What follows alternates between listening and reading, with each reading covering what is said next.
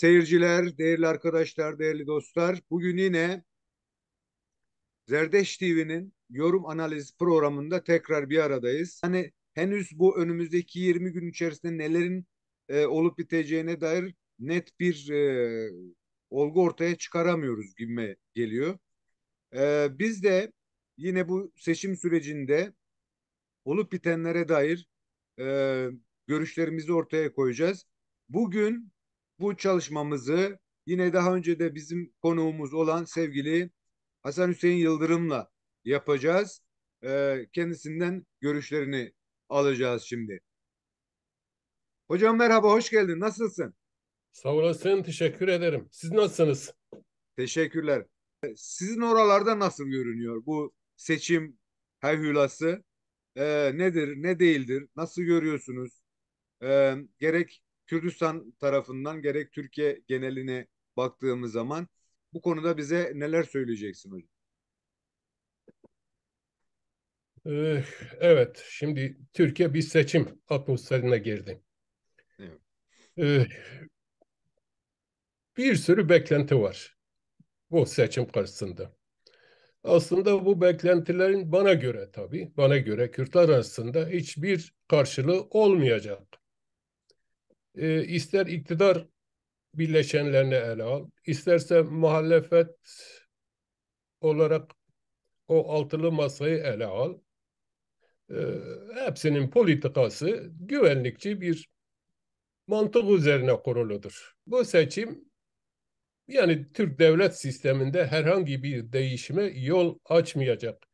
Kimi kesimlerin beklentisi işte iktidar giderse, iktidar muhalefetin eline geçerse demokratik bir süreç başlayacağı kanısı var. Böyle bir şey olmayacak.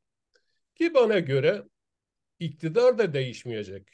Bana göre iktidarın değişme şeyi yok. Çünkü milletin iddiasına göre işte derin devlet isterse Erdoğan iktidarını devirebilir.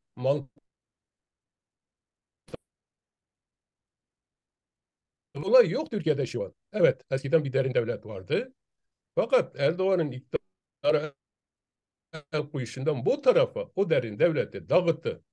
Erdoğan kendi devletini kurdu. Yani eğer bir devlet, derin devletten bahsedeceksek o da Erdoğan ve çevresinin devletidir. Şimdi bu anlamıyla bu seçimi Erdoğan muhalefete kaptırmayacak. Çünkü niye kaptırmayacak? Kendisi başta olmak üzere kendi birleşenleri hepsi saçından tırnağına kadar suça bulaşmış. Savaş suçu işlemiş, insanlık suçu işlemiş. Bunların iktidarda düşmesi halinde eğer muhalefet namuslu olursa, namuslu olup olmayacağı da tartışılır bir konu. Bu adam kendisini Yüce Divan karşısında bulur. Meclisin onay vermesi halinde, Türkiye Büyük Millet Meclisi onay vermesi halinde uluslararası bir mahkemede yargılama yolu açılır. Şimdi böylesi bir ortamda orduyu ele geçirmiş, bürokrasiyi ele geçirmiş, polisi ele geçirmiş, istihbaratı ele geçirmiş, ekonomisi elinde yüz binlerce cihatçı olan bir kesime hükmediyor. Cami arkasında ayrıca. Şimdi bu adam bu iktidarı niye versin muhalefete? Ayrıca da o yapılan anketlere bakıldığı zaman da hala birinci parti konumunda. Pek fazla aralarında bir fark yok. Tamam, yani normal bir seçim olsa bana göre de muhalefet bu seçimi kazanır. Hem Cumhurbaşkanlığını kazanır hem de meclis çoğunluğunu kazanır. Ama Türkiye'de normal bir seçim olmayacak. Ya niyetinde oylar. Millet sandığa gidecek, oyunu kullanacak. Oylar hesaplanacak. İlk önce Tayyip'e gidecek. Tayyip Yüksek Seçim Kurulu'na bildirecek. Orada gereken yapılır. Ama şu olursa aradaki fark yani %10, %6, 7, 8, onu aşarsa belki bunda bir değişiklik yapmayabilirler. Ama şu anki aralarındaki fark 4-5 puan bir fark var. Bu 4-5 farkı Erdoğan her halükarda hani millet diyor ya çalar. Elbette çalacak. Sistem böyle kurulmuş. Yargı yok. Normalde Erdoğan'ın Cumhurbaşkanı olmaması, müracaat etmemesi gerekiyor. Çünkü anayasaya aykırı. 2 defa olmuş. Anayasaya göre üçüncü bir defa olması gerekmiyor. Ama adam müracaat etti. Yüksek Seçim Kurulu bunu kabul etti. Yani anayası ihlal ederek bunu yaptı. Şimdi bunu engelleyemeyen ve hatta senelerden beri bu adamın bir kere üniversite diplomasının olmadığı söyleniyor. Muhalefet bunu bile ispatlayamadı. Evet. Şimdi bunu ispatlayamayan bir muhalefet yarın öbür gün Yüksek Seçim Kurulu Erdoğan kazandı dediği zaman ne yapacak şimdi bu? Ve nihayetinde 2018 seçimlerinde de normalde seçimi kaybeden Erdoğan oldu. Ondan sonra ne yaptılar? Hem Meral Akşener'i hem de Muharrem İnce'yi göz hapsine aldılar. Ondan sonra da oylar sayılmış, daha evvel de sayıldı. Yüzde bilmem 50 kaç oyla Erdoğan seçimi kazandı diye açıklama yaptı. Ve kimse karşı da çıkmadı. Şimdi bu seçim de öyle olacak.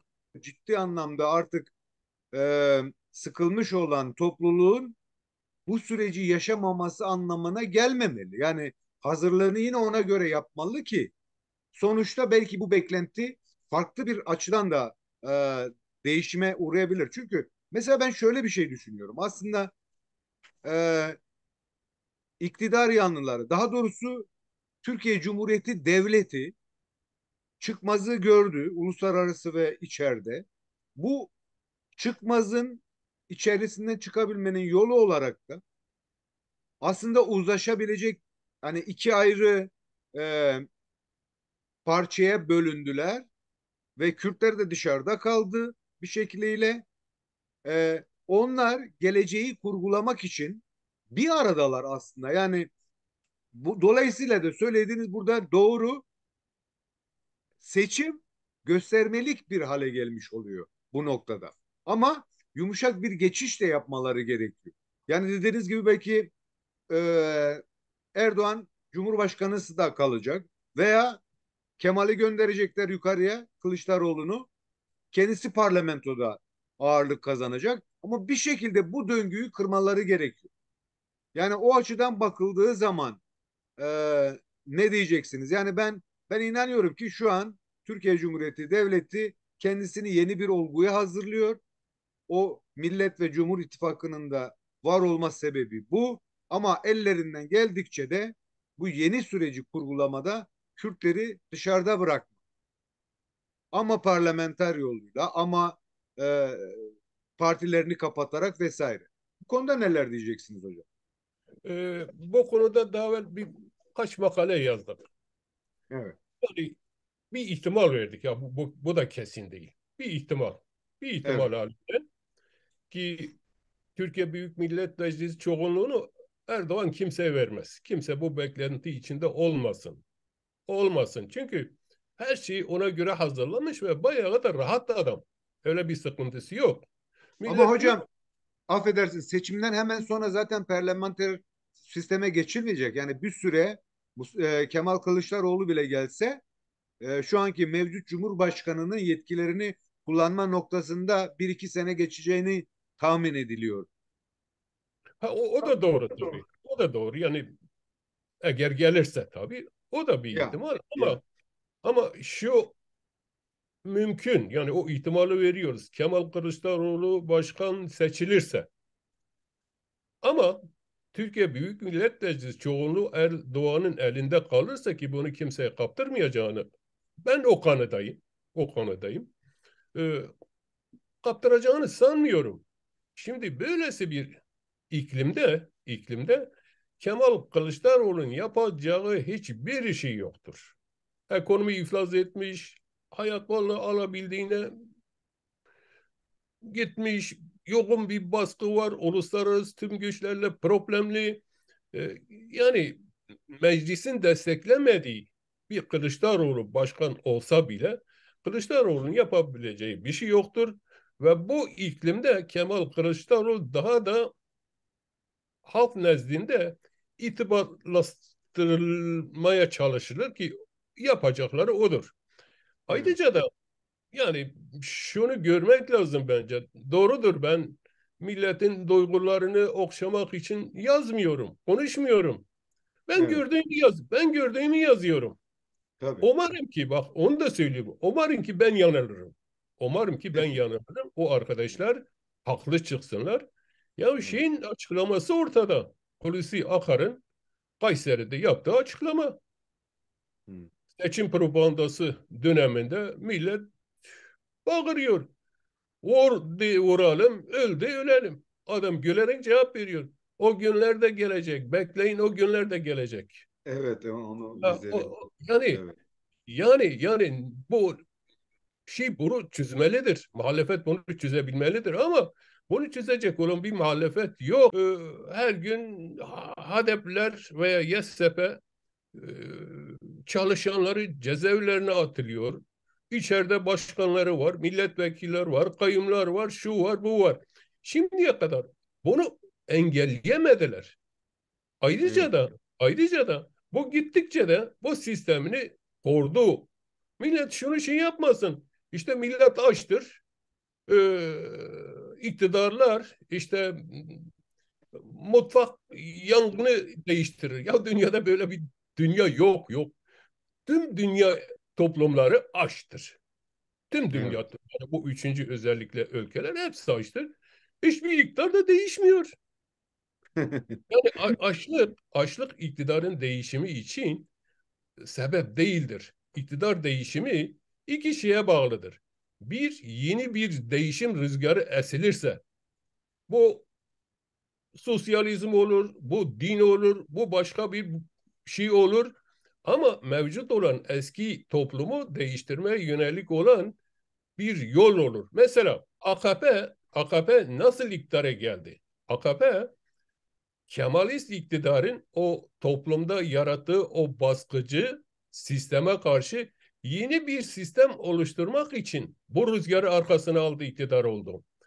Şu anki iktidarın, muhalefetin iktidarın düşürebilmesi için arkasına aldığı rüzgar nedir?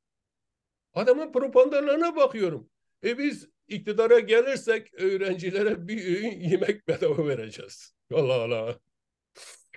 Ya adamın mantığı budur hocam. Yok ben bilmem ne değildim, ben Aleviyim.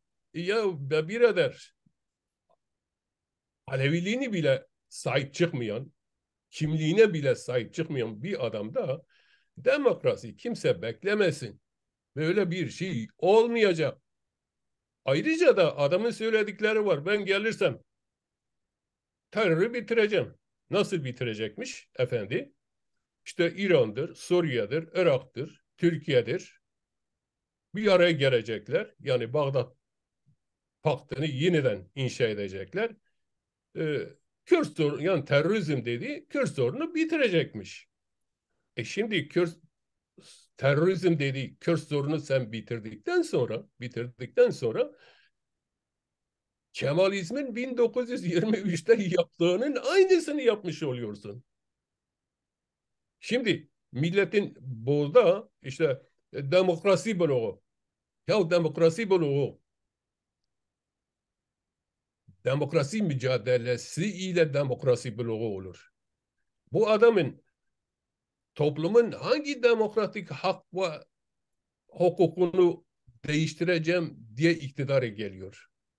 Ya ne yapacak?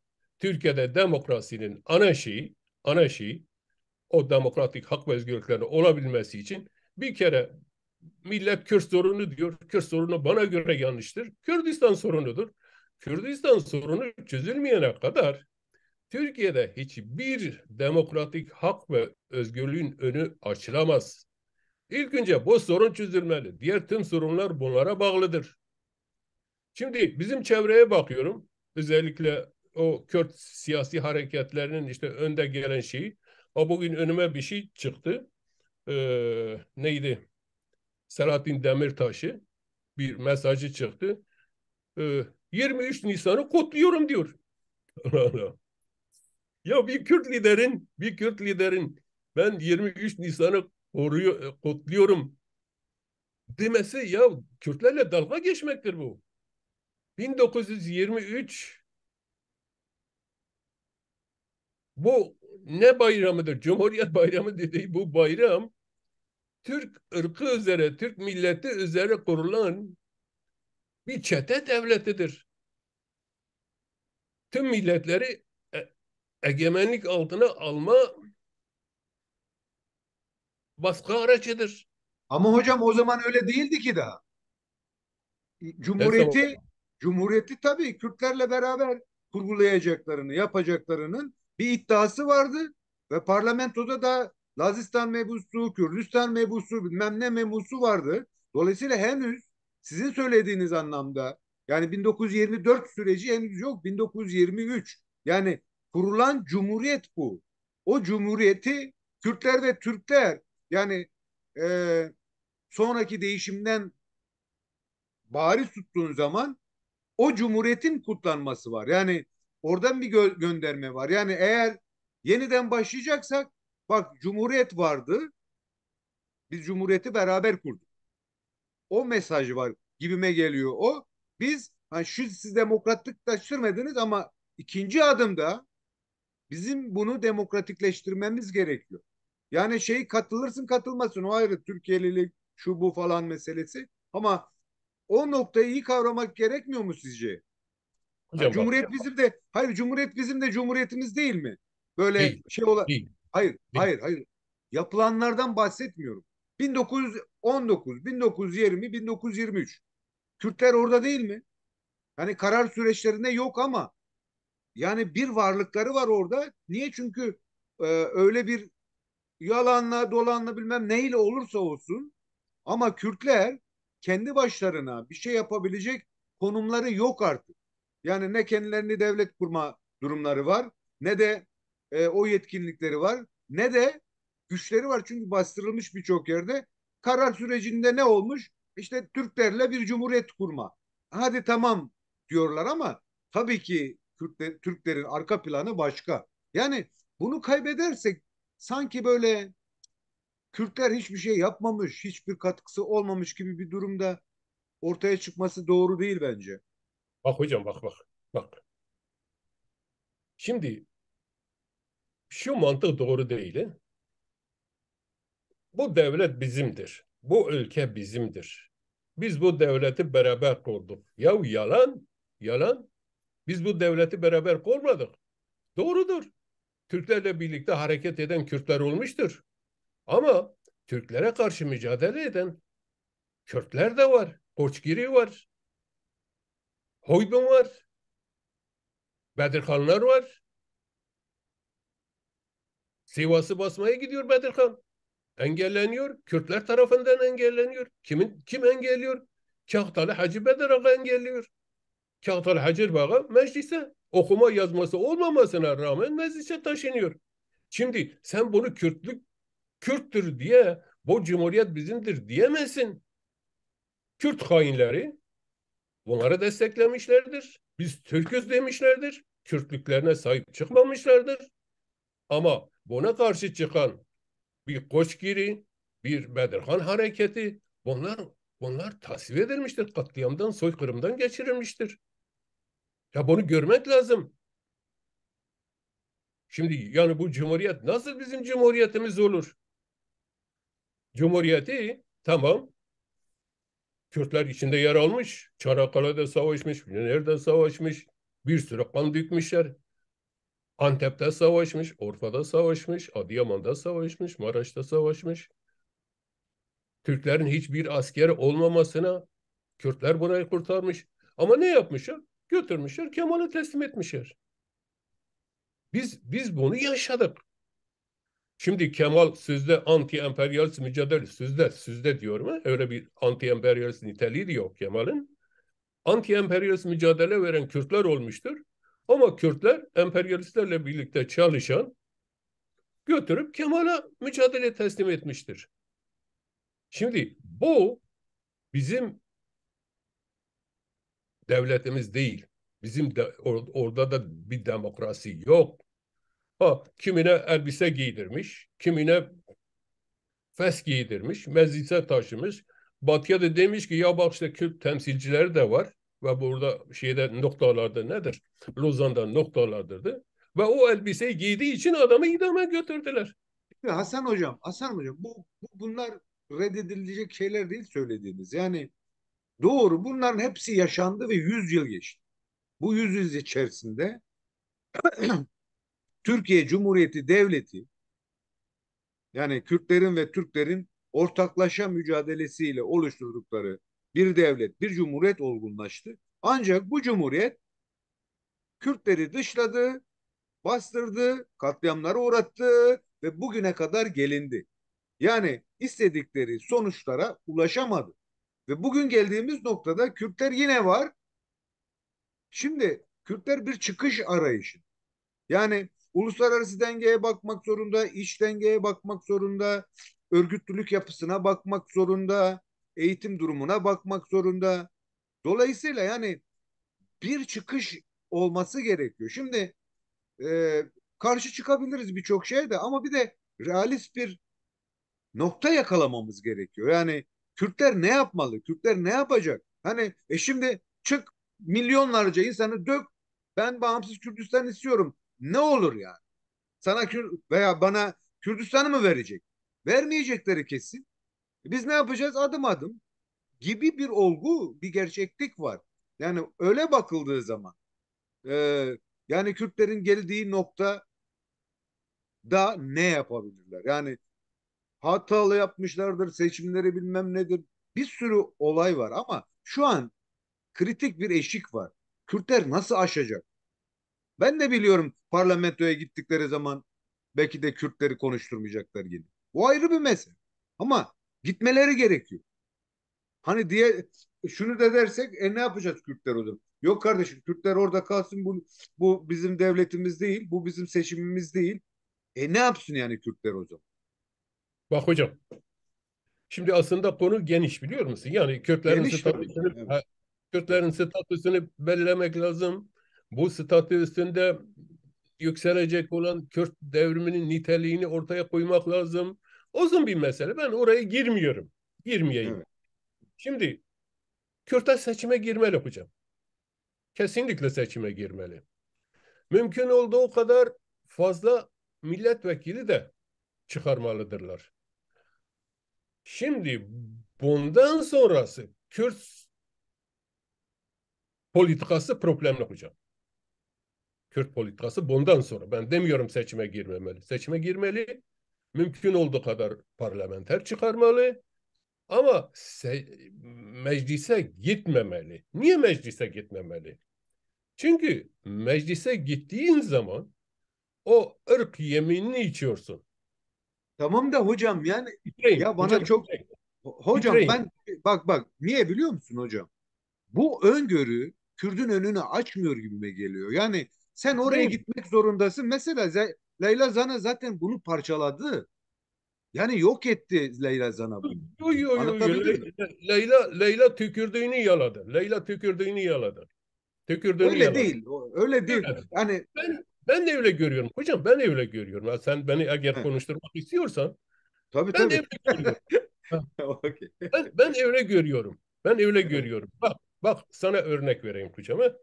Sana bazı şeyler Katalanlar, Bastılar, İskoçlar, Galerler, İrlandalılar bunlar aynen bizim gibi ezelen, baskı altında olan bir zamanlar şimdi değil ama bir zamanlar dili yasaklanan, millet olarak görülmeyen milletlerdir bunlar.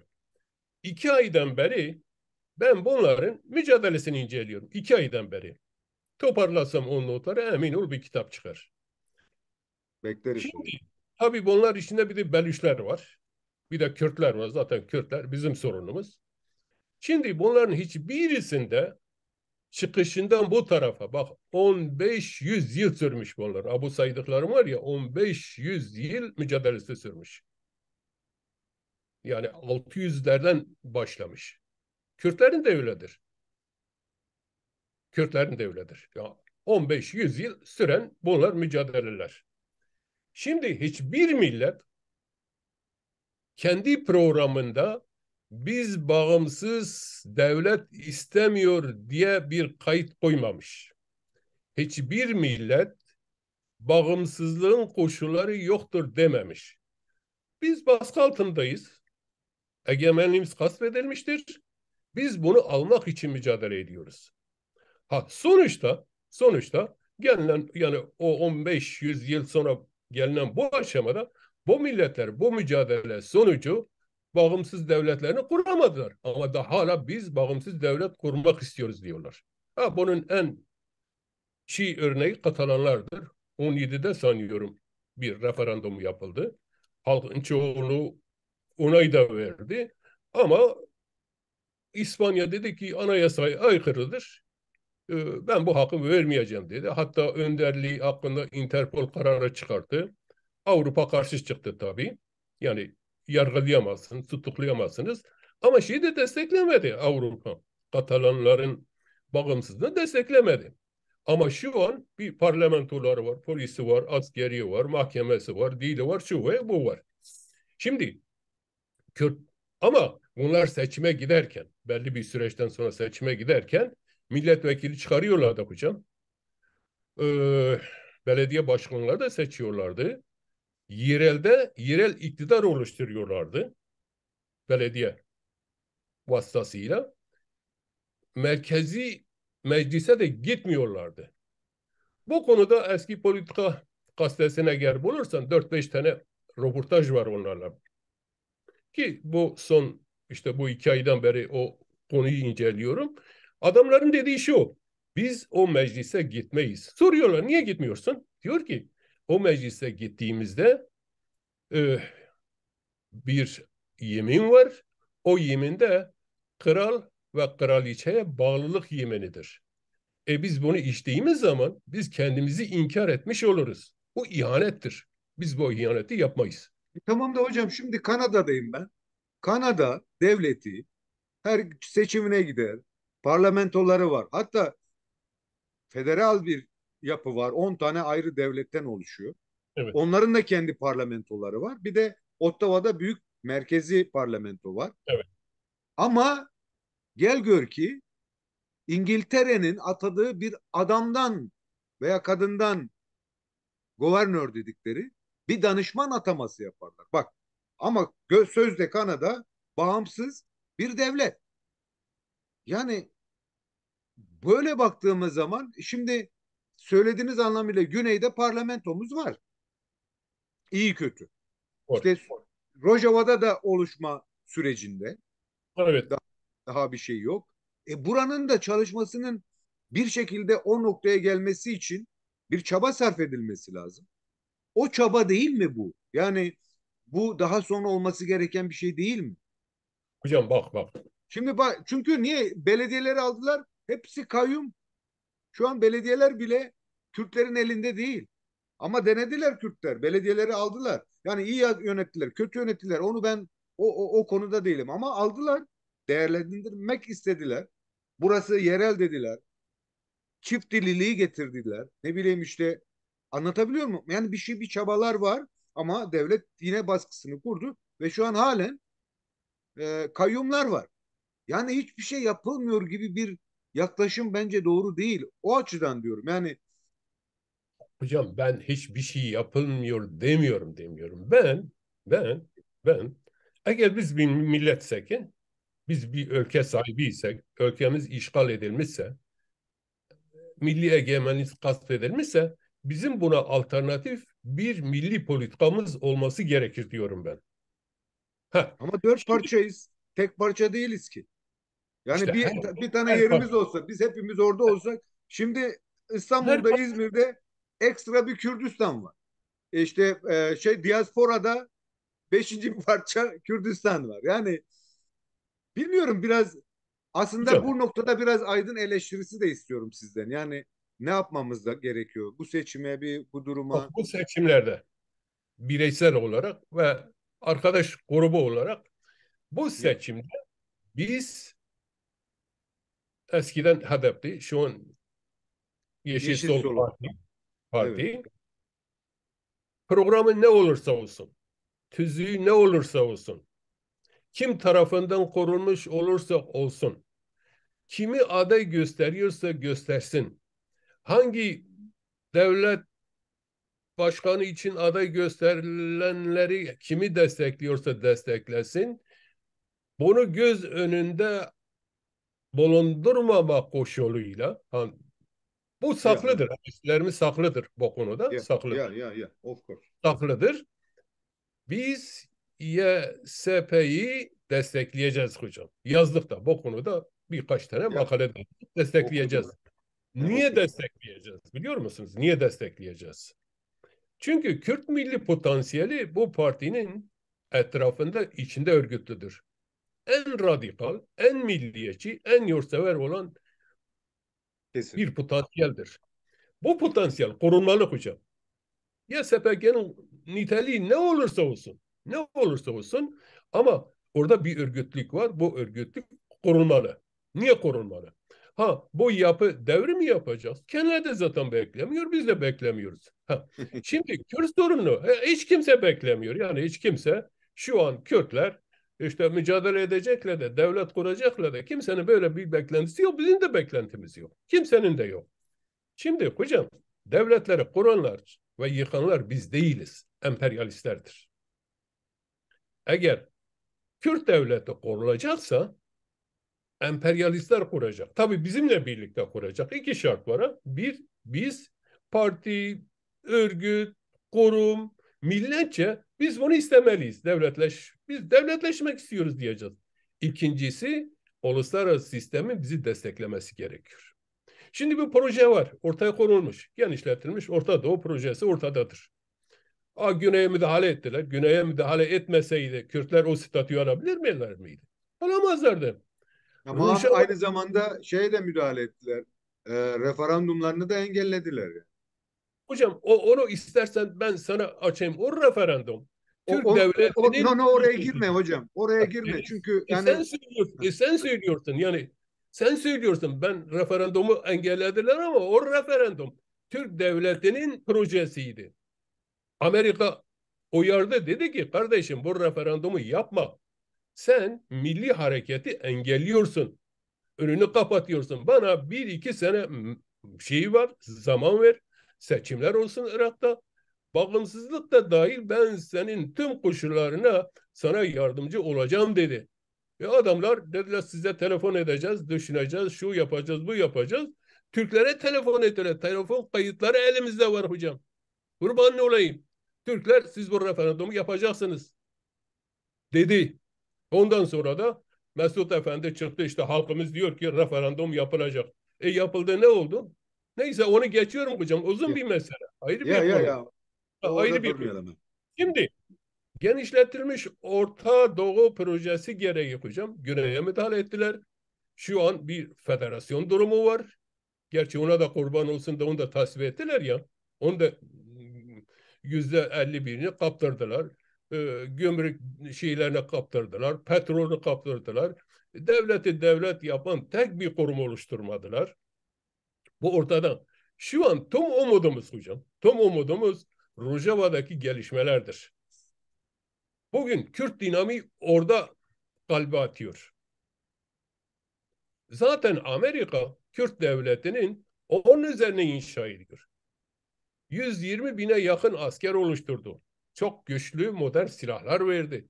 Askeri eğitim veriyor, ideolojik eğitim veriyor, yön veriyor ve koruyor. Ve koruyor. Şimdi bu büyük bir potansiyeldir. Proje elimizde olsun ama biz bugün seçimle onun hangi noktasını yakalayabiliriz? Hangi köşesinde tutabiliriz? Ah, Nasıl Şimdi o noktayı hareketlendirebiliriz veya erkene alabiliriz? bak hocam, Seçimde bunun yolu, yordamı var mı? Yani bir bak hocam, pratik var mı? bak hocam. Şimdi seçimle birlikte dikkat edersen en fazla hareketli Kürdistan'da oluyor. Ya, Ah, Yeşil Sosyalist Parti'nin o tabanında oluyor. Çok ya, güçlü bir direnç taban var. var. Ya, Evet, ya, direnç var ve davasına sahip çıkıyor. ya. Oradaki mantık şudur hocam. Biz ve onlar. Yani biz Kürtler, bir de onlar. Yani Türk egemenlik sistemini savunan diğer partiler. Evet. Bu çok güzel bir amaçtır hocam. Güzel bir istemdir. Ha, bizim dediğimiz bu korunmalı. Niye korunmalı? Yarın öbür gün uluslararası sistem Türkiye'ye müdahale etmesi halinde Kürt meselesi bu potansiyel üzerinde inşa edilecek. Buna da zaman lazım. Yani bu seçimle birlikte bir sürü şey değişecek beklentisi kimse koymasın, gelmesin hocam. Ya siz de seyrediyorsunuz, gözlüyorsunuz, biz de gözlüyoruz. Şeyin bellidir. Nedir? AKP'nin ve Cumhur İttifakı'nın politikası belli. CHP'nin eskideki politikasını biliyoruz ve şu anki dile getirilen, ben gelirsem Orta Doğu'da Sesim gitti hocam. yeniden Bağdat Paktı'nı kuracağım. Yani Kürdistan sorunu bitireceğim diyor adam. Yani budur bunların şeyi. Bunlar değişmez hocam, değişmez. Bunu değiştirecek olan Kürtlerin bu potansiyelidir ha. Bu seçimle birlikte bu heyecanlanan olan o potansiyeldir. Bir de bu potansiyel üstünde Kürt projesine uygulayacak olan Batı sistemidir. Bunu beklemek. Bu da süreç meselesi. Yani bugünden yarına seçimle olacak bir mesele değildir. Değildir. Ve önümüzdeki süreç, emin ol, emin ol, isterse AKP gelsin, isterse CHP gelsin, hiç fark olmayacak. Hiç fark olmayacak. İzleyeceği politika güvenlikçi politika olacak. Yine katliam, zindan, cezaevi, sürgün, yani bunları dışında bizim Kürtlerin payına bir şey düşmeyecek. Kimse hayal kurmasın. Yok. Kılıçdaroğlu gelirse işte ha şu olabilir. Bak şu olabilir. Şu ihtimali vermek lazım. Kılıçdaroğlu gelirse eğer, yani hem başkanlığı kazanırsa hem de mecliste çoğunluğu kazanırlarsa, hani o eski hükümet gidecek, yeni bir hükümet kurulacak, atamalar olacak, şu olacak, bu olacak. Bu kısa sürede Kürtler bir nefes alabilirler. Bu kısa sürede. Ha, bu ne kadar süre? Bir ay mı sürer, 2 ay mı sürer, 3 ay mı sürer? Onu bilemem ben. Ha, bu sürede bir nefes alma imkanı olabilir. Bu yönüyle olumludur. Ama o sistem oturduktan sonra, ya Allah'tan korkun da Akşener'den bahsediyoruz. O diğer parti nedir? Başkanın ismi emin ol. İyi Parti. Hocam tam bu noktada. Evet, Ha, yani bu süreç 20 gün sonra iyi kötü bazı sonuçlara ulaşacak. Dolayısıyla da biz yine Kürtler açısından bakalım. Evet, biliyoruz devlet bazı şeylere hazırlanıyor. Kendini yeniden kurabilmek için çaba sarf ediyor. Kürtler de iyi kötü tarihsel arka planına da bakarak bugüne kadar taşıdıkları mücadeleleri sonucunda bir küçük de olsa bir kazanım elde etmenin yollarını arıyor. Dolayısıyla da Kürtler parlamentoya girdi. Bu kısaca şeye de değinebilir misiniz hocam? Hasan Cemal ve Candar'ın seçilmesi ve ondan sonra da ikinci sorum olarak da şunu sormak istiyorum. Parlamentodan sonra, yani seçimler bitti, herkes parlamentoya girdi. Şu an miktarını bilmiyorum. Ama devlet çıkış arıyor ya bu sıkışmışlıkta. Yeni bir e, çözüm sürecine evrilirse, bilmiyorum evrilip evrilmeyeceğini, o noktada Kürtler ne yapmalı? Yani öne çıkarmaları gereken ne olmalı? Yani parti olarak belki HDP, Yeşil Sol Parti belli kafasında bir şey vardır ama biz aydınlar olarak, halk olarak hemen öncelememiz gereken nedir, ne olmalıdır? Bu konuda bize biraz bilgi verebilir misiniz? şimdi hocam dikkat edersen işte barış sürecidir, Bir, yani meseleyi konuşma sürecidir. Bunlar hep seçim dönemlerinde gündeme gelir. Seçim dönemi biter, bu şeyler de biter. Bu tartışmalar da biter. Bu dönemlerde bir umut aşılanır. kitlelerde bir umut geliştirmeye çalışılır. Çünkü gerçekten halkımız bıkmıştır hocam savaşta. Savaş yılgını olmuştur. Ama bir de öfkesi var. Güçlü bir öfkesi var. Bu öfkeyi devlet dindiremiyor. İşte bu tür söylemlerle e, halkın beklentisi acaba olur mu? Olursa iyi olur. Tabii olursa iyi olur. Tabii kötü olmaz da. Yani aşağı kısmi de olsa bazı sorunlar çözülür. Yani bu kötü de olmaz. Dedim ya, o diğer ülkeler bağımsızlık istediler. Şu an bazı haklar almışlar. Onları güzel güzel kullanıyorlar ama şeylerinde de vazgeçmiş değiller. Ha biz de ufak ufak şeyler alırsak çok güzel. Ya en aşağı dilimiz üstündeki baskı kalkarsa, resmi bir dil olursa ne güzel olur. Hatta kurbağalarımız bile o bombalar atılıyor ya, ölmesin diye, bu bizim için bir kazanımdır.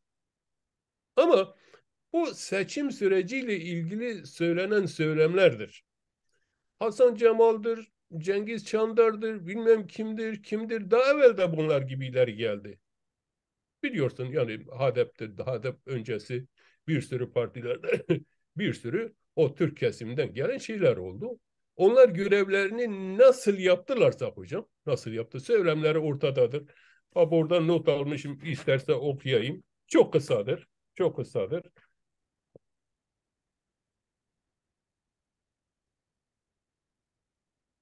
Bak, hani Kürt dostu geçiniyorlar ya. Evet. Yani Kürt dostları nasıl geçiniyor ona bakalım. Vedat Türkali, meşhur bir sosyalist. Türkiye öyle bilinir. Ama bana göre sosyal faşisttir. Irkçıdır, Kemalisttir. Ne diyor? Sınırları tartışmayın, sabrımızı taşırmayın. METV'de söyledim. Ölmeden önce METV'de söyledim. Sınırları tartışmayın, sabrımızı taşırmayın. Ya ne yaparız? Sizi katlederiz. Bunun anlamı odur.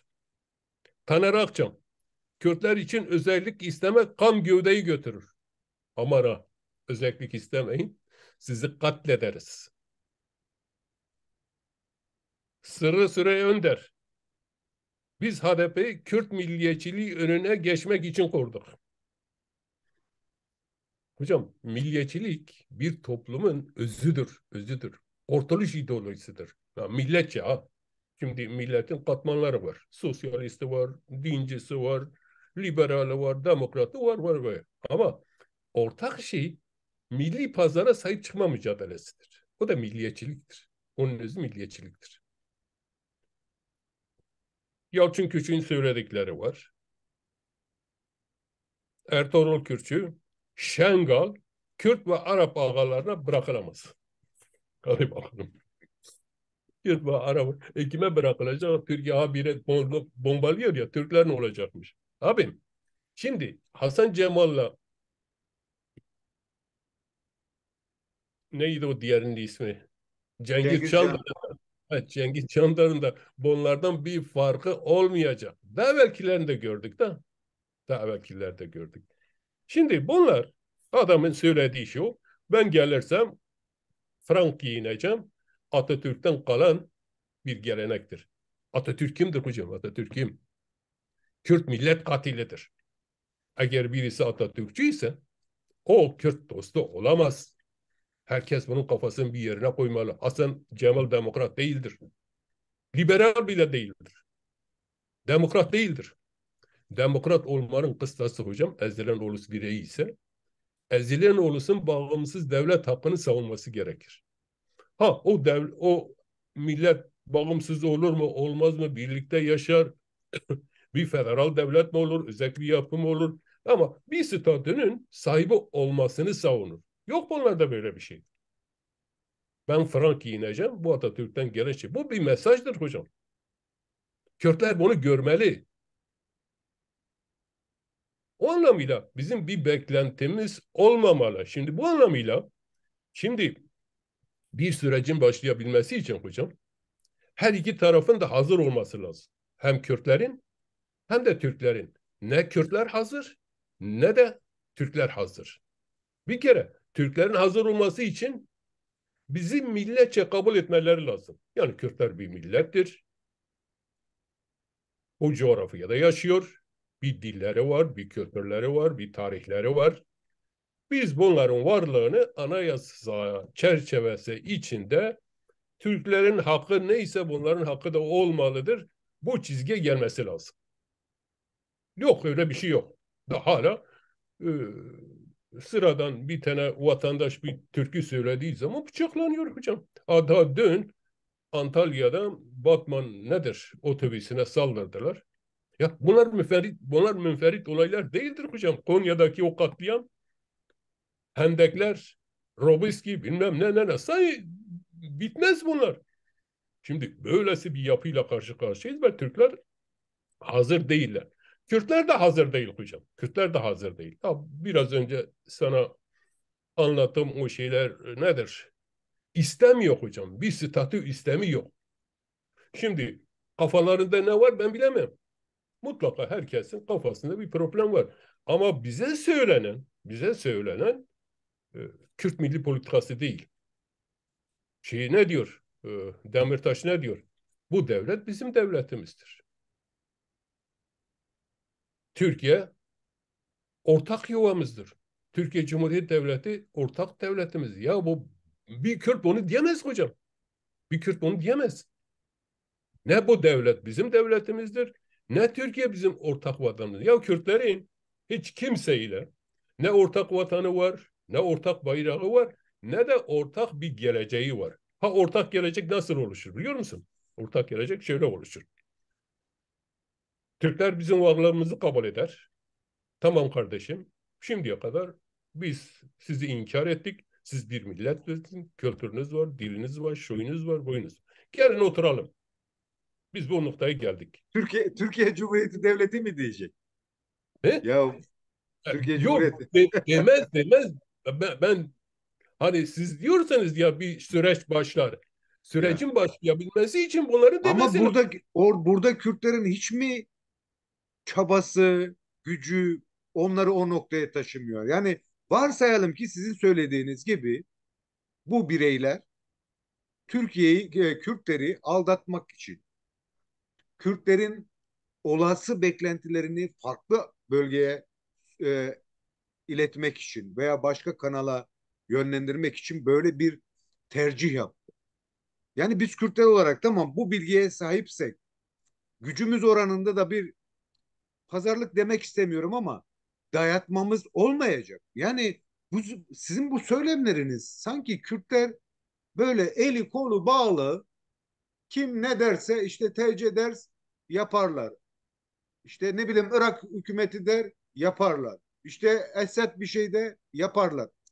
Ama burada şey geride kalıyor. Kürt mücadelesi böyle dişiyle tırnağıyla geliyorsa yani bugün Türkiye Cumhuriyeti eğer yeni bir çözüm süreci olabilir mi sorusu varsa ha, demek ki Kürtler zorluyor bir yerde. Böyle algılamamam mı gerekiyor? Doğru olan bu değil mi sizce? Hocam bak Kürtler mücadele ediyor. Ben Kürtler mücadele etmedin demedim yazım konuşmamda. Ama Hiçbir çok zaman. yatsınıyor gibi geliyor bana. Yani işte atanmış adam zaten Kürtlere bunları yaptıracaklar. Yani hep Kürt aydınının söylemi hep bu düzeyde. Yani mesela Candar için mesela veya şey için tamam adamlar liberal bile değiller. Bir defa Türklerden böyle iki tane adamın çıkması bile bence nimet. Yani niye ama? Biliyoruz tamam. Taliban ile de görüşmesinden uluslararası bilmem neyine kadar Candar'ın durumu belli. Ama hiç olmazsa diyoruz bak hiç olmazsa. Ya bir tane adamları çıkmış onu koruyalım. Beşikçi gibi mesela. Beşikçiye şimdi laf mı söyleyeceğiz? Ama tamam eleştirirsin o ayrı bir mesele. O Ben ayrı bir söylüyorum. mesele. Ben Biraz söylüyorum. Kürt aydınları burada biraz şey yapıyor gibime geliyor ya. Ben Yani Beşikçi. hı, Ben buyurun Beşikçi. hocam. Beşikçi Türk devletinin bir projesidir hocam. Şimdi Elimizde oraya bir gir. No ha. ben bunu Ama bak lütfen siz ben söylüyorsunuz hocam. Siz ama söylüyorsunuz. tamam bak şimdi bunu söylemek tamam o onun başka bir şeyidir. Yani Kürtler arasında da bir sürü böyle hain. Eğer hainse, hainlikse, eğer olumsuzluksa. Biz Kürtlerde de acayip böyle insanlar var. Diyoruz ki ulan Allah Allah bir Kürt bunu nasıl yapar? Yani o ayrı bir mesele. Şu anki var olan noktada Kürtler nasıl bir çıkış yolu bulabilir? Nasıl bir böyle bir küçücük bir parça da olsa koparabilir. Yani dediğiniz İzah. gibi bir dil bile ya bırak dili, seçimler bile dediğin de kendin söyledin. Kürdistan'da acayip bir coşkuyla karşılanıyor. Evet. Evet. Bu niye? Bu o potansiyeli yıkmamanın bir yolu yordamı olmalı. Anladın? Ama şimdi hep böyle takır takır takır vurduğumuz zaman Hocam. Kürdün eli kolu bağlanıyor. Yani Hocam. aydınların bu tavrını ben doğru bulmuyorum Hasan Hocam. Hoca. Hocam. Hocam.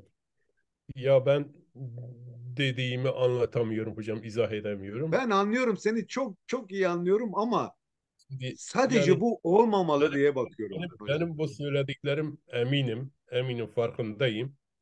Bir sürü milletin duygularını da incitiyor. Ona da eminim. Ona da üzülüyorum. Bak, ona da üzülüyorum. Ama ben realistim hocam. Ben realistim. Ben gördüğümü görüyorum. Yani milletin duygularına göre düşüncelerimi ifade etmiyorum. Ben gördüğümü söylüyorum. Realiteyi görüyorum. Bana göre realite bu. Ben Kürtler mücadele etmiyor demiyorum hocam. Kürtler 100.000 tane insanını 70'lerden bu tarafa verdi. Şu an Rojava devrimi bunların kemikleri üzerine inşa edildi.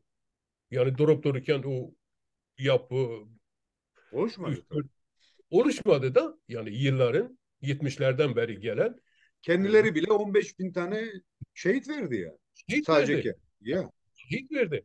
Şimdi başta da izah ettim hocam.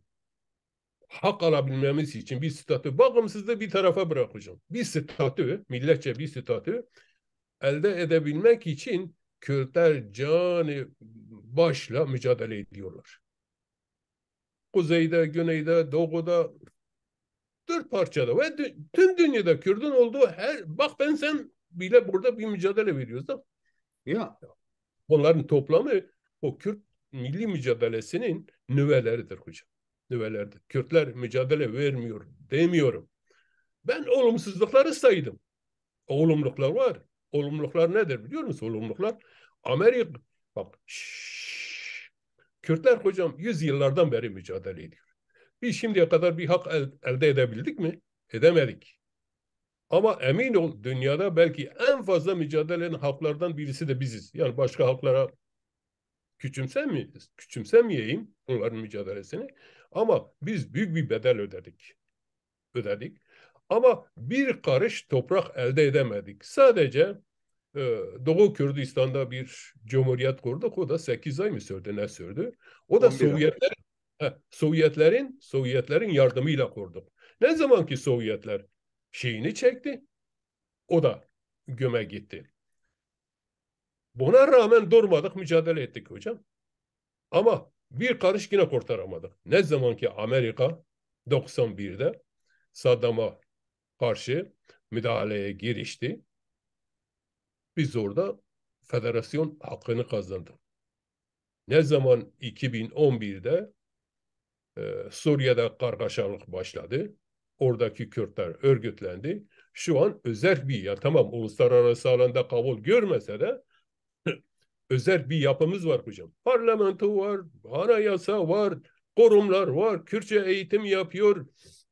120 bine yakın modern olarak eğitilmiş, ki Amerika resmi belgelerinde bu açık. Orta Doğu'da profesyonel orduların bile savaş kabiliyetinin üstünde bir kabiliyet var bu orduda diyor.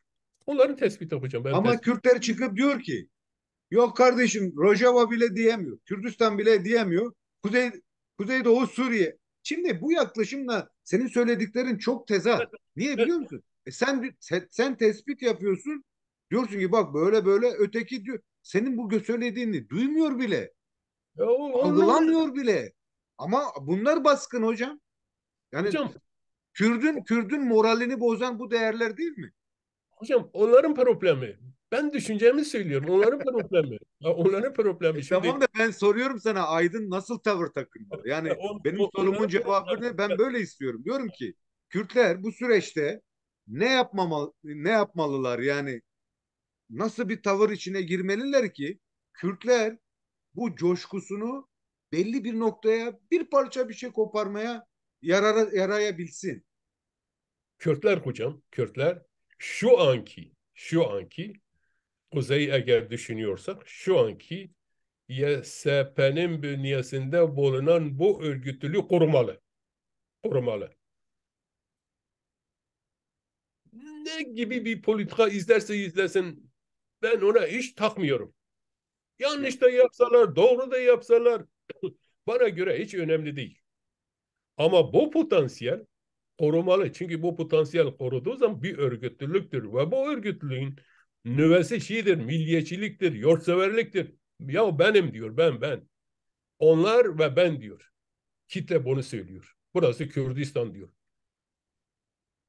Bu korunmalı. Ha bu ne zaman meyve vermeye başlar? Tek başımıza yapacağımız bir şey değil. Uluslararası güçlerin Türkiye müdahale koşullarında zaten örgütlü bir yapımız var. Bu yapı, bu potansiyeldir. Biz bununla birlikte aynı Rojava sistemini kuracağız. Güneydeki federasyon gibi bir sistem kuracağız hocam. Beklemek lazım. Bu bir süreç meselesidir. Ben Kürtler mücadele etmesin demiyorum. Mesela kim arkadaşlar diyor ki işte seçimi boykot etmek lazım. Seçimi boykot etti. Ne olacak? Bu kitle dağılacak. Bu kitle dağıldığı zaman sen bu kitleyi bir daha toparlayamazsın. Özellikle dikkat et. Bu potansiyeli, bu partiyi dağıtmak isteyen devletler resmi kurumlarıdır. bunlara nasıl bakmalı? Tam da bu noktada sorum şu hocam. Diyelim ki, diyelim ki Kürtler zorladı, sıkıştırdı ve bunlar da zaten kendi devletlerinin sıkışmışlığından kurtulmak için bir çözüm sürecine girdiler. Bizler parlamentoda Yeşil Sol Parti'nin oluşturacağı düşüncelerden önce halk olarak, aydınlar olarak hangi konuları tartışmayı öne çıkarmamız gerekiyor ki parti de orada iyi kötü bir şeyler söylesin parlamentoda. Yani biz ne isteyeceğiz? Tabii ki bağımsızlık istersen zaten olmayacak. O ayrı bir mesele de. Yani ama bir şeyler de istememiz gerekiyor. Partiye de dememiz gerekiyor. Kardeşim bak bizi böyle böyle temsil etmeniz lazım. Ha, eder etmez dediğin gibi yapar yapmaz ama en azından Kürt aydınının beklentisi, Kürt halkının beklentilerinin böyle bir realize edilmesi lazım. Ortaya çıkması lazım.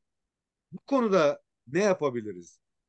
Hocam bir tekrar gibi olacak ama şimdi diyelim öyle bir süreç başladı. Şimdi öyle bir sürecin başlayabilmesi için hani bir sorun vardı.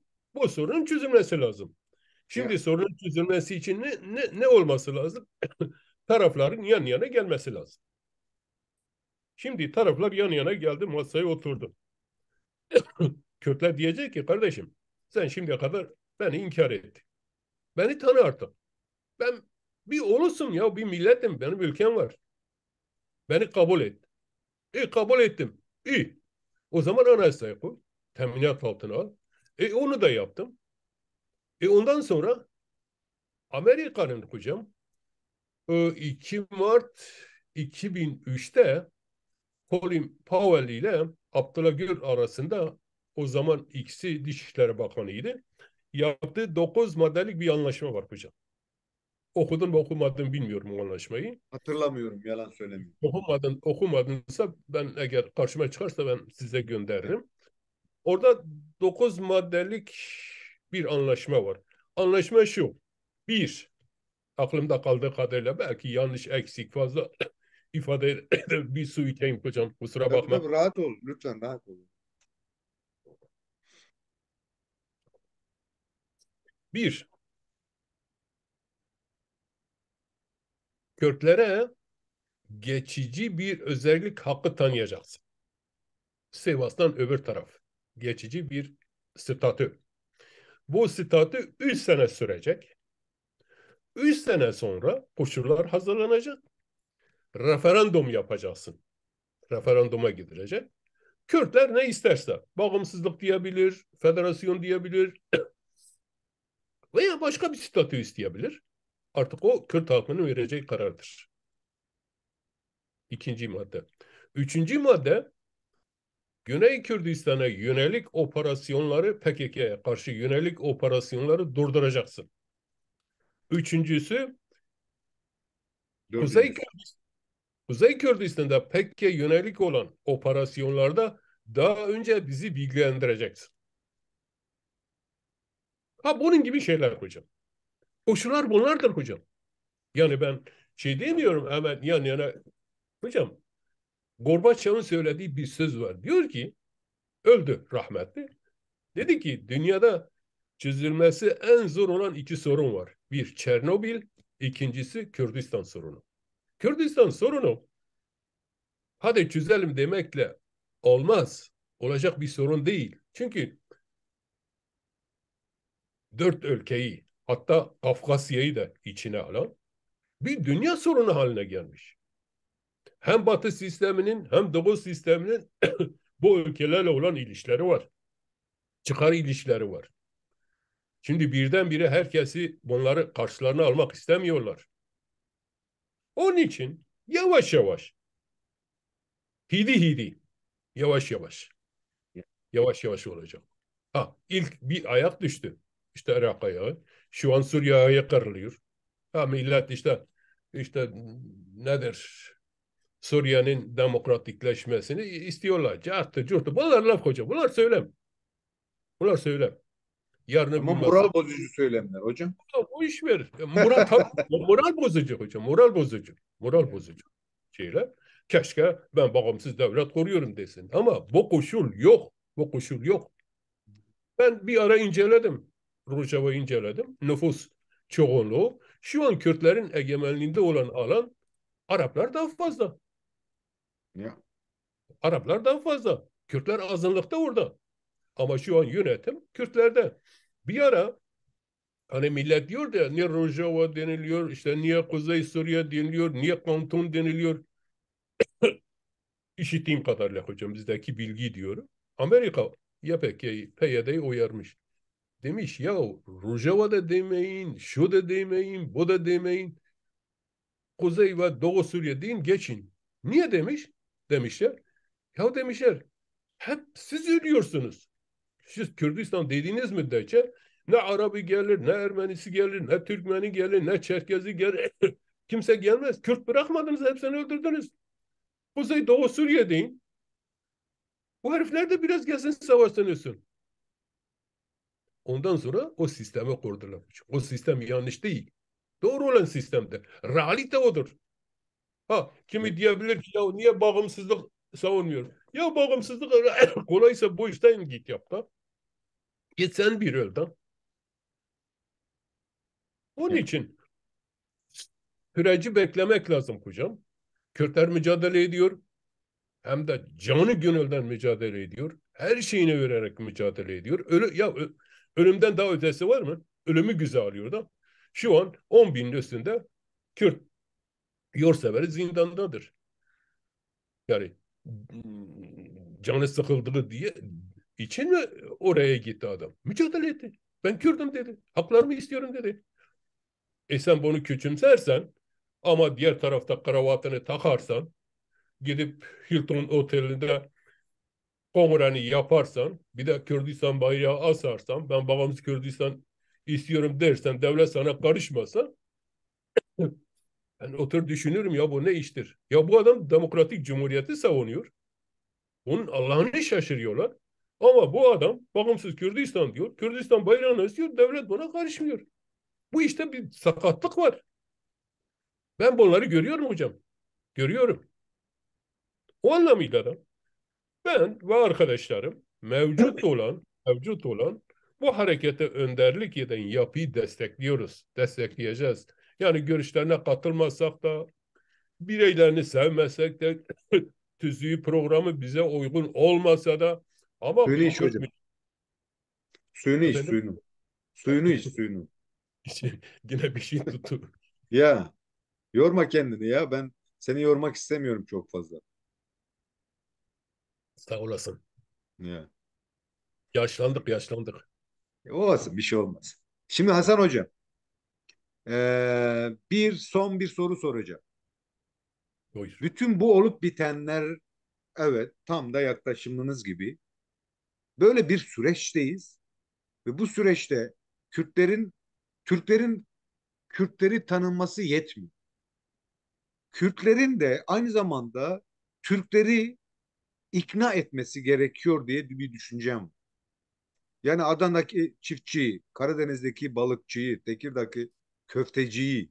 Çünkü sonuçta bu devletin oluşturmuş olduğu sıkışmışlığı yaşayan bu halk. Bunların çocukları ölüyor dağlarda, değil mi? Veya başka şekilde. Dolayısıyla bu Türkleri Kürtler nasıl ikna etmeye çalışıyor? Yani şey adına ben varım beni tanıyın demek zaten 100 senedir bunu söylüyor. Ama şunu diyebilecek mi Kürtler? Kardeşim bak sen de benim kadar şu an bir denceredesin. Yani nasıl aşacağız? Ben sana sen bana yardımcı olalım mı diyecek? Nasıl ikna edecek Kürtler Türkleri? Hocam bu konu geniş bir konu. Ben ama Geniş kısaca no, ayrıca konuşacağım zaten bunu seninle. Bu ön bir şey olacak. geniş bir konu. Evet. Sadece bir örnekle izah etmeye çalışayım. 15 Temmuz 2016'da Erdoğan bir darbe yaptı. Hani Erdoğan diyor ya karşı taraf darbe yaptı. Yok öyle bir şey yok. Darbe yapan Erdoğan'dır. O süreçte hocam, o süreçte hani biraz önce size izah ettim ya o Amerika ile Türkiye Dışişleri Bakanı Evet. tarafında yapılan bir anlaşma. O Hocam o resmi bir şey mi? Ben resmi, bu konu resmi. Yani iptal edilmedi. O duruyor. İptal edilmedi. Hani e, devletler bu tür anlaşma yaptığı zaman pardon. İptal edebilirsin tabii bu tür şeyleri. Ama bu iptal edilmedi hocam. Bekliyor. Ama uygulanmıyor. Niye uygulanmıyor? Onu izah edeyim. Şimdi bunu bu ekiple yaptı. Bu ekip kimdi biliyor musun? Bu ekip kendilerine liberal demokratlar diyorlar. Bizim konuştuğumuz kadarıyla bu ekibin önderleriyle bir araya geldik konuştuk hocam. Bize söyledikleri şu. Biz ordunun %70'ini kazanmıştık. Ordunun %70'ini. Ee, yargı zaten bizim denetimizdeydi. Bürokraside önemli bir gücümüz vardı. Bizim düşüncemiz darbe yapma değil. Darbe silah kullanma olayıdır. Silahı bunlar kullanıyor. Cumhuriyetin kuruluşundan beri kullanıyor. Onun için çeteleşmişler.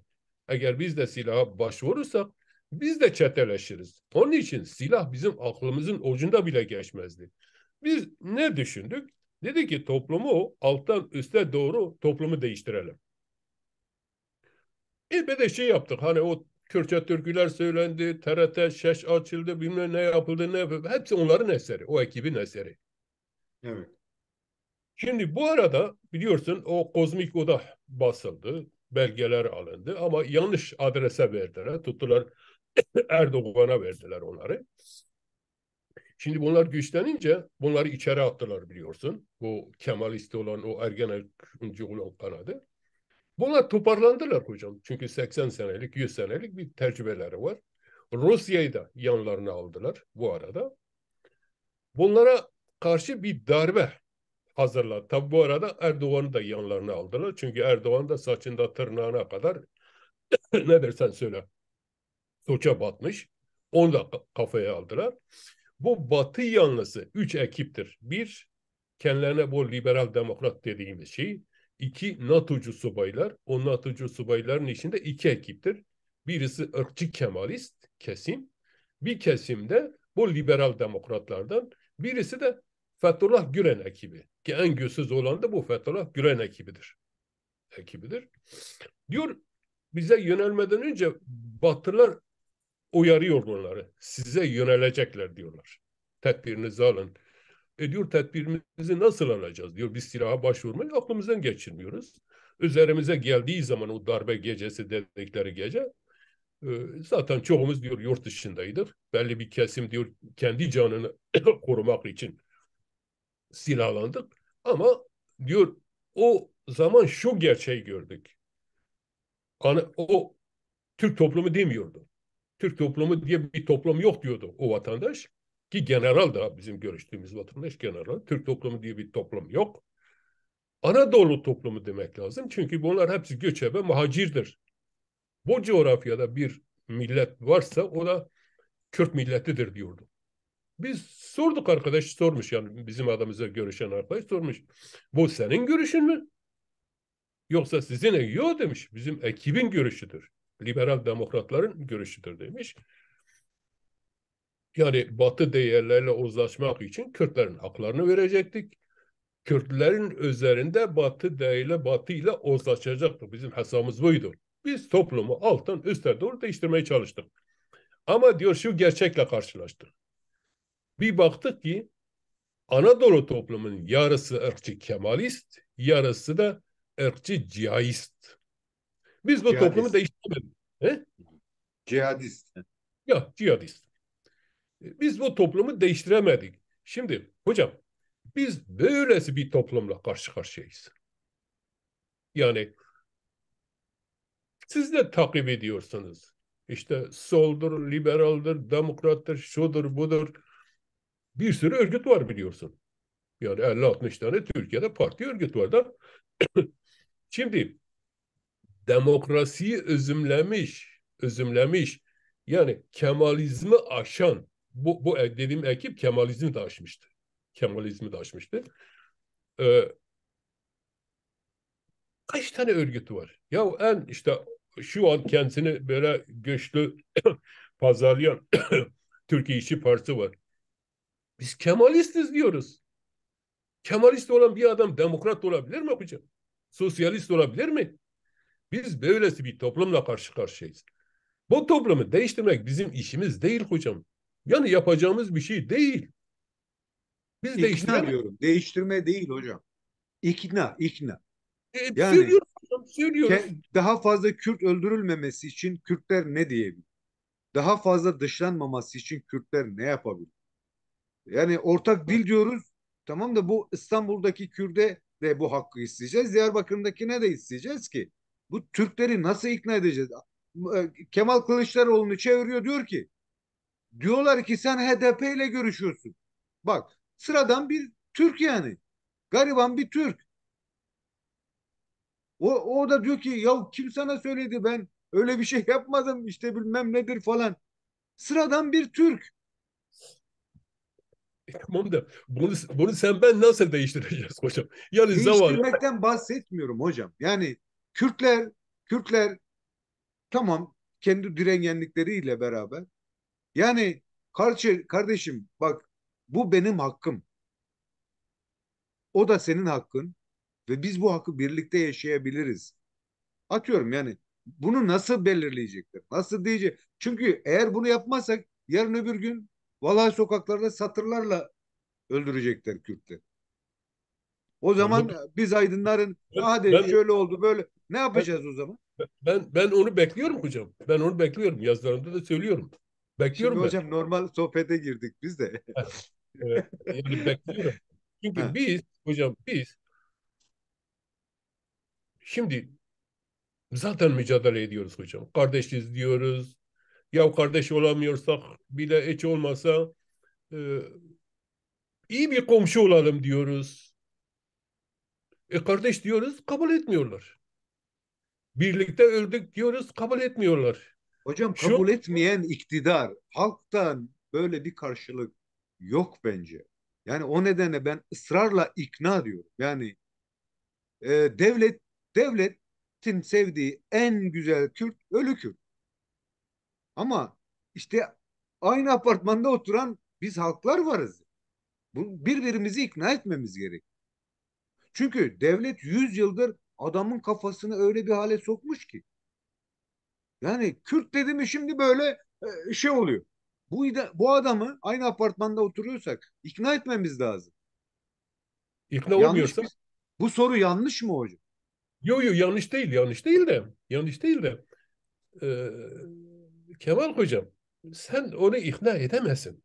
Niye ikna edemezsin biliyor musun? Şimdi ben bazen söylüyorum, millet karşı çıkıyor. Türk diye bir millet yok bizim coğrafyada hocam. Yok. Türk diye bir millet yok. Kendileri söylüyor. Ben demiyorum ha. Demiyorum. Diyorlar ki biz 72,5 milletten var olmayan bir ulus yarattık. 72,5 milletten. Ha say bitmez. Türk, Arap'tır, Çerkez'dir, Kürt'tür, şudur, bu da hepsini say. Arnavut'tur. Onların birçoğu Türk'tür. Zaten bu konuda 10 sene önce bir e, anket yapmıştı, bir araştırma yapmıştı. Anadolu'da, yani Türkiye'nin şu an resmi devlet sınırları içinde Orta Asya'dan gelen dınası şey olan toplumun o dönem aklımda kaldığı kadarıyla 72-74 milyondu o dönemin nüfusu. Bunun %2,8'i Orta Asya'dan gelen kesimdir. Diğerleri hepsi farklı. Ermenisi var, Rumu var, Yahudisi var, Çerkezi var, Arnavutu var, var. Diğerleri. Şimdi böylesi bir toplum. Bunların çoğu da göçebe hocam. Ya Balkanlardan gelmiş, ya Kafkaslardan gelmiş, göçebe. Şimdi bu adamların şu korkusu var. Devlet bu korkuyu bunlara aşılamış. Biz bunu da kaybedersek gidecek bir yerimiz yok. O anlamıyla bu devleti korumalıyız. Devlet babadır hocam. Devlet eleştirilmez bu toplumda. Bu toplumda. Ben Türkler demiyorum ha. Ha bunlar hepsi bu Türklük adı altında biz Türk'üz diyorlar. Aslında Türk değiller. Bu şemsiye altında kendilerini koruyorlar. Ha bunu kim bozmaya çalışıyor? Kürtler. Kürtlere diyorlar ki ya sev ya terk et. Ya nereye terk edin? Siz daha buralara git. Siz daha yeni gelmişsiniz de. Mesela geçenlerde bir yazı yazdım. Adam Yugoslavya'dan gelmiş 5-6 senedir. Göçmenler Derneği Başkanı. Kürtlere şey diyor. Ya sev ya terk et. Ulan oğlum sen daha yeni gelmişsin de. Sen daha yeni gelmişsin de. Ya biz 12 bin yıl önce şu an tespit eden 12 yıl önce buradayız. Sen yeni geldin. Buraya geldiğin zaman bu toprakları, bu nehirleri, bu taşları, bu böcekleri, bu şeyleri beraberinde getirmedin ki. Bunlar zaten vardı. Bir de biz vardık. Siz sonradan geldiniz. Hoş geldiniz. Buradaki maddi ve manevi şeyler bizi de besliyor, sizi de besliyor. Ya bizi kabul edin. Yok. Biz kendimize Türk'üz diyoruz. Siz de Türk diyeceksiniz. Allah Allah. Demediğin zaman davullu, zurnalı gençlerini Kürtleri öldürmeye gönderiyorlar. En büyük asker bizim asker değil. Oyun oynuyorlar hocam. Böylesi bir toplumla karşı karşıyayız. Biz bu toplumu ikna edemeyiz. Keşke ikna edebilseydik. Keşke bizim varlığımızı kabul edebilseydi. Ortak yaşam oluşturabilseydik. Kürtler buna karşı değil. Hiçbir Kürt buna karşı değil. Yani niye karşı çıkalım? Eğer demokratik bir ortam olursa, sen orada yaşıyorsun Kanada'da. Bir sürü topluluk var. Hatta esas olan iki şey var da. İsmini unuttum şu an. Ee, Fransızca. zaman referanduma da gider. Bağımsızlık o Fransızlar kazanmak için şey olur. Quebec. Ama insanca birbirlerini kabulleniyorlar. Birlikte yaşıyorlar. Bir problem de olmuyor. Şimdi dilimiz serbest olursa, bölgesel bir şeyimiz olursa, kendimize özgü bizi koruyan bir polis olursa, şey olursa, bu olursa biz devletleşmeyi geleceğe de bırakabiliriz. Ama yok. Ya bir kere bizim varlığımızı kabul etmiyorlar hocam, varlığımızı. Varlığımızı kabul ederlerse o diğer tüm şeyler kendiliğinden çözülür. Ha bu işi yapacak olan da hocam biz değiliz. Türk devlet erkidir. Yani şu anki devlet erki değil. Bu devletin değişmesi lazım. Devletin değişmesi için de halkın değişmesi lazım. Yani insanca tüm kimlikleri ister etnik olsun ister dini olsun bunların hepsini kabul etmesi gerekir.